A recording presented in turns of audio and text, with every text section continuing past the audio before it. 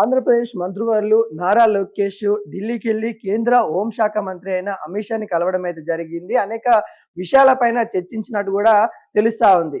ఈ నేపథ్యంలో వైసీపీ నేతలకైతే కొంత టెన్షన్ వాతావరణం అయితే నెలకొంటుంది.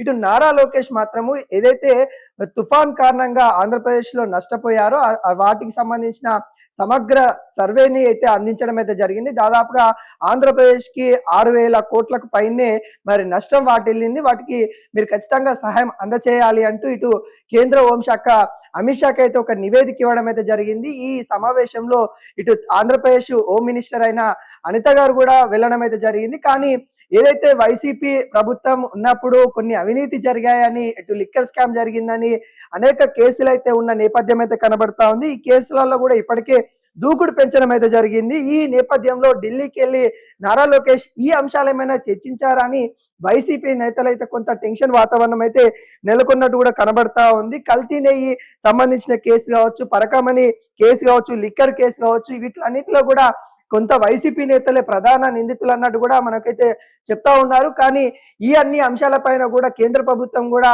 అక్కడ ఇన్వాల్వ్ అయ్యి అక్కడ మనీ లాండరింగ్ అయినట్టు కూడా మనకైతే ఈ లిక్కర్ స్కామ్ సంబంధించిన దాంట్లో తెలుస్తా ఉంది. బట్ అన్నిటిపైన కూడా చర్యలు తీసుకుంటారా అని అడిగారా అనే ఒక అపోహలతోనైతే వైసీపీ నేతలు అయితే భయపడుతున్న పరిస్థితి అయితే కనబడతా ఉంది. ఇప్పటికే ఏదైతే తుఫాన్ వచ్చిందో, మోంతా తుఫాన్ వల్ల ఇటు ఆంధ్రప్రదేశ్ లో భారీ నష్టం జరిగింది అన్నట్టు కూడా మనకైతే తెలుసు. దాదాపుగా 4,000 మండలాల పైన 24 జిల్లాలలో చాలా ప్రభావితం చూపించింది.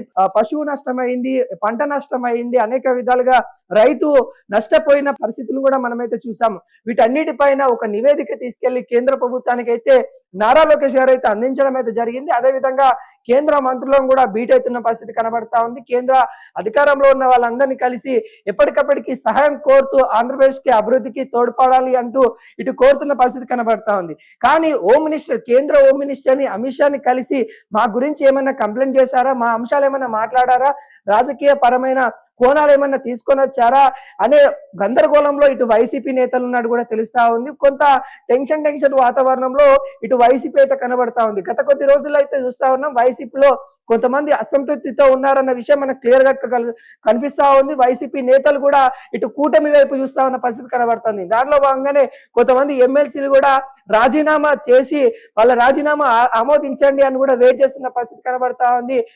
ఈ నేపథ్యంలో మరి వైసీపీలో మరో టెన్షన్ మొదలైందని కూడా చెప్పుకోవచ్చు. ఇప్పటికే వైసీపీ కొంత బలం తగ్గినా కానీ బలహీనంగా కాకూడదని అడుపో వాళ్ళ యొక్క పవర్ చూపించాలని ప్రయత్నాలు అయితే చేస్తా ఉంది.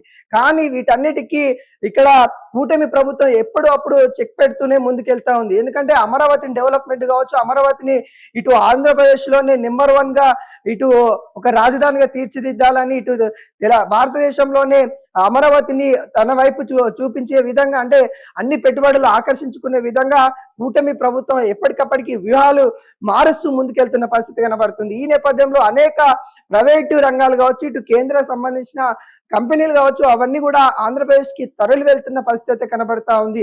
అంటే అక్కడ చంద్రబాబు నాయుడు యొక్క వ్యూహం ఏదైతే ఉందో ఫలిస్తా ఉన్న నేపథ్యం అయితే కనబడుతుంది. వీటన్నిటికి కూడా వైసీపీ నేతలు కొంత కడుపు మండుతుందా అనే విషయాలు అయితే కొంత కనబడతా ఉంది. ఎందుకంటే ఎప్పటికప్పటికి బురద జల్లాలని ప్రయత్నం వైసీపీ నేతలు చేస్తా ఉన్నారు. కానీ తిరిగి మళ్ళీ వైసీపీ నేతలకే మళ్ళీ ఆ బురద పోతా ఉంది. ఎందుకంటే మొన్న మాక్ అసెంబ్లీ సంబంధించిన విషయాలు కూడా మనం చూసాము. అప్పుడు వెంటనే వచ్చి అంబటి రాంబాబు అనేక విషయాలు మాట్లాడి ఈ అంశం కూడా తీసుకొని వచ్చేసి కొంత బురద జల్లాలని ప్రయత్నం చేశారు. కానీ అక్కడ తిరిగి అంబటి రాంబాబే నోరు జారారనే విషయాలు మనం క్లియర్ కట్ గా చూసాం. ఇలాంటివన్నీ కూడా వైసీపీకి కొంత బలహీనం అవ్వడానికి కొన్ని కారణాలు అన్నట్టు కూడా ప్రధానంగా అయితే చెప్తా ఉన్నారు.